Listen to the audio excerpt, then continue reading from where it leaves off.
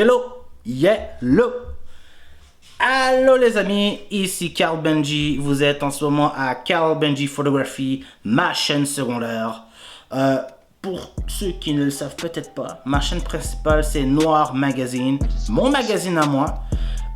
C'est un magazine qui est spécialisé sur le monde de l'entrepreneuriat et on a des contenus assez intéressants qui vont arriver. Donc, si vous voulez vous abonner à ma chaîne principale, faites-le en grand nombre, ça va venir sur la coche.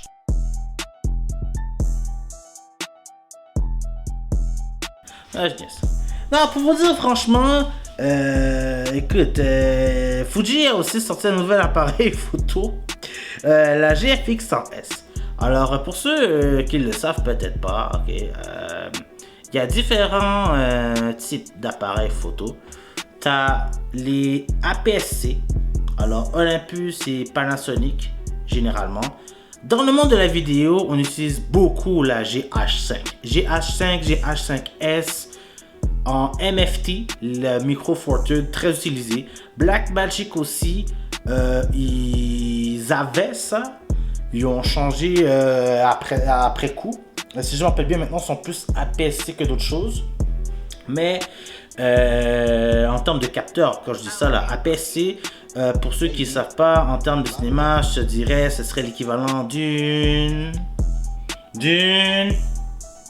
Oui, la Super 35. Oui, genre, tu vois, ce serait à peu près ce genre-là. C'est pas exactement, mais le range parfait. En full frame, c'est 50 mm. En APS-C, c'est 35. C'est la Super 35. Donc,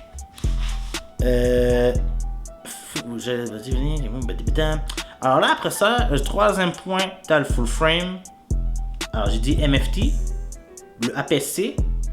Tu as le full frame, le plein cadre, qui est comme le phare, on va dire, en photographie. Moi, en ce moment, je suis en train de me faire filmer par un APS-C. Ça fait pas grand mal, je vois rien de mal. Mais par contre, c'est vrai que des fois, quand je fais de la photographie, il y a comme un range, un petit range supplémentaire que tu as dans le full frame que tu n'as pas dans l'APS-C. Et j'avoue que ça manque dans ma photographie, mais est-ce que c'est tant que tel tout ça? Bref. Et là vient le kingpin de la gang, le format moyen, Maison Format. Ça peut...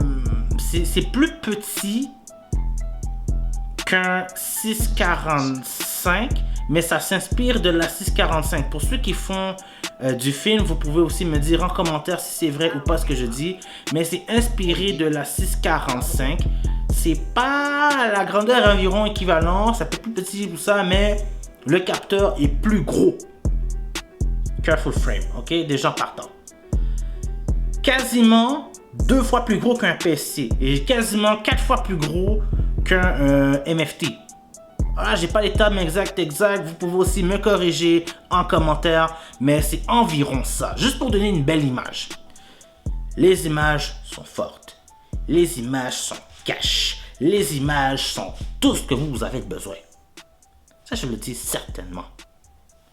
Et là, t'as une gang, t'as Fuji qui fait du format moyen, tu as Hasselblad qui fait aussi du format moyen, Leica en a sorti un aussi, Phase One qui est le kingpin de la gang.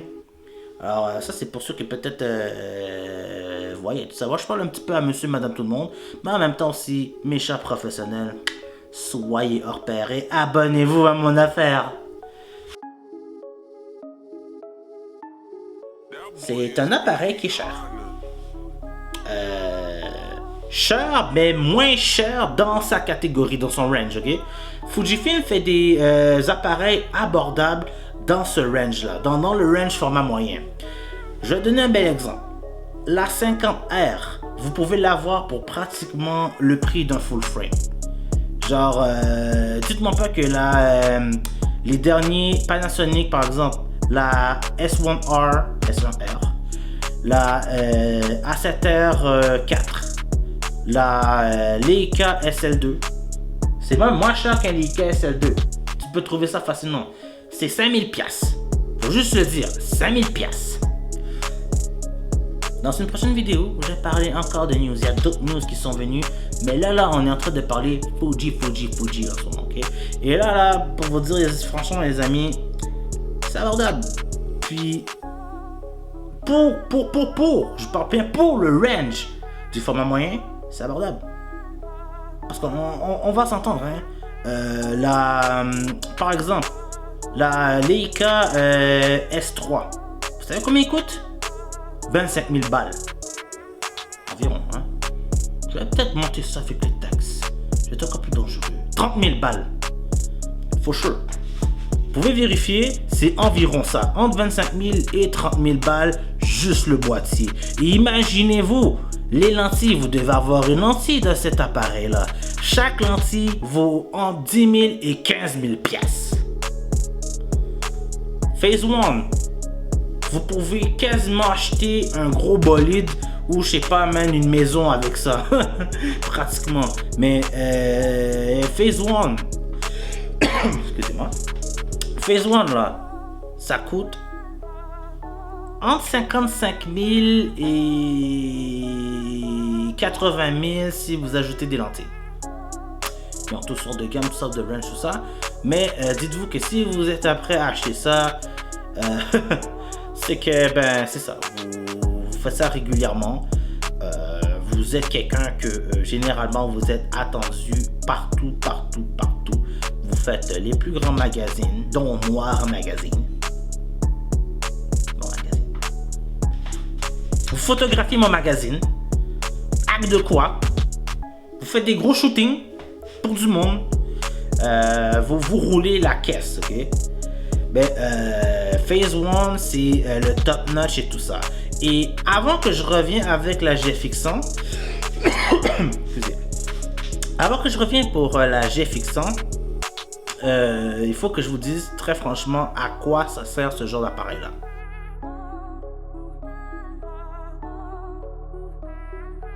Ça sert, entre autres, pour l'impression. Si par exemple vous êtes un musée et que vous voulez reproduire un tableau, par exemple, un format moyen de ce type-là va vraiment vous plaire. C'est quand même 150 millions de mégapixels pour par exemple une Phase 1, 100 millions de mégapixels pour une Fujifilm. Vous avez amplement besoin. Si vous faites de la reproduction, ça peut être une très bonne idée. Si vous faites de l'impression, c'est-à-dire vous imprimez dans des grosses tailles, ça arrive. Exemple, le métro de Montréal, tu vois. Si vous avez été à Montréal, métro Berry-UQAM, c'est vraiment la place où vous pouvez avoir des walls gigantesques. Mais gigantesques. Où tu as la publicité de grosses compagnies, là, genre Apple, TELUS, Rogers, Bell, whatever. Tu sais, les grandes compagnies, ok, plein. Dans la grosse station de Montréal, tu vois. Ça, c'est un bel exemple. Vous pouvez avoir ça. Si aussi vous affichez, par exemple, sur l'autoroute, ça peut être un bel exemple pourquoi vous aurez besoin d'un format moyen, parce que ça va être gigantesque. Tertio, ça peut être un besoin pour moi d'ailleurs personnellement, parce que je n'arrête pas de vous raboter, bien sûr, pour Noir Magazine, que je vous invite fortement très bientôt à vous abonner. La campagne va être là. Mais bref. Dans les magazines, je vais vous dire franchement, je commence déjà ça pour mon expérience personnelle. Il arrive pour X, Y, Z raison que vous avez à recadrer une image. Ok? Pour X, Y, Z raison, c'est pas le fichier tel quel, mais une partie de cette photo-là qui est choisie et qui est diffusée partout. Quand vous faites ça avec un format moyen, vous êtes extrêmement avantagé. Moi-même, le client et en même temps le photographe qui vous comprend, il peut arriver que sur une photo, finalement, je prends pas toutes, mais je prends le visage de la personne. Pourquoi? Ben, c'est à cause du format, puis il faut aussi un peu le compresser parce que n'oubliez pas que la différence entre votre photo en plein et une image, des fois, comment dire, c'est comme le cellulaire, tu vois, j'ai déjà un cellulaire. Votre photo, ok, a été prise en format paysage, ok? Et nous, finalement, on veut juste ça, mais en mode portrait, tu vois? Alors, on va prendre peut-être une partie, le 3/4, quelque chose comme ça, tu vois. On va prendre une partie, le 3/4, whatever de cette photo-là, mais on garde encore la qualité, tout ça, on le travaille bien.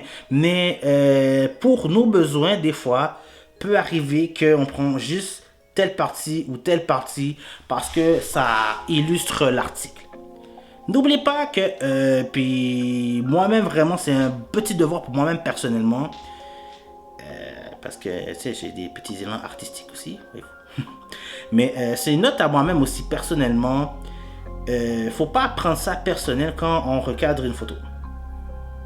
On le fait par souci de besoin. N'oubliez pas aussi que deuxièmement, la photo sert à exprimer une histoire. C'est éditorial. Alors il se peut que pour l'histoire, on recadre. C'est exactement comme dans un film. Dans un film, vous pouvez avoir un plan large et vous pouvez avoir un plan comme ça, où je vous parle face à face. Puis un très gros plan comme ça, où je vous parle vraiment face à face. Ah, c'est que j'ai l'air menaçant. Je suis gentil. On va revenir à la GFX100.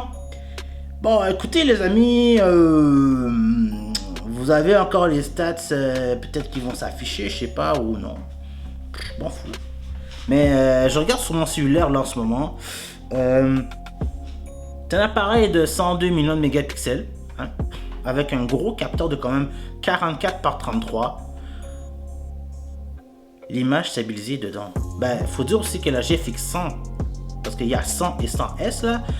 Pour vous dire encore, hein, j'ai oublié de dire ça, mais la 100 et la 100S, il y a une grande différence là-dedans. La GFX 100, il y a une grip qui est déjà faite dedans. Puis la GFX 100S est vraiment calquée comme la 50S, mais ils ont mis aussi des améliorations là-dedans, faut dire quand même. Mais si vous avez déjà touché une Fuji, c'est à peu près similaire à ma X-T3, genre. Ils ont calqué un mix-up entre la X-T3 et la XH1. Si vous connaissez vraiment là, c'est une bête. Alors c'est ça. 4K, 30p. Naturellement, non, ça va à un 422 10 bits. Vous pouvez aussi le placer, puis il y a un 422 12 bits aussi, si vous mettez votre... c'est l'image que je fais, c'était si vous mettez votre Atomos. Écoutez, belle magnification quand même, 3.69 millions de dots sur votre EVF. Et écoute, il y a plusieurs modes. Vous avez un RAW non compressé, vous pouvez avoir une légère perte ou complètement compressé. Il y a deux card slots US.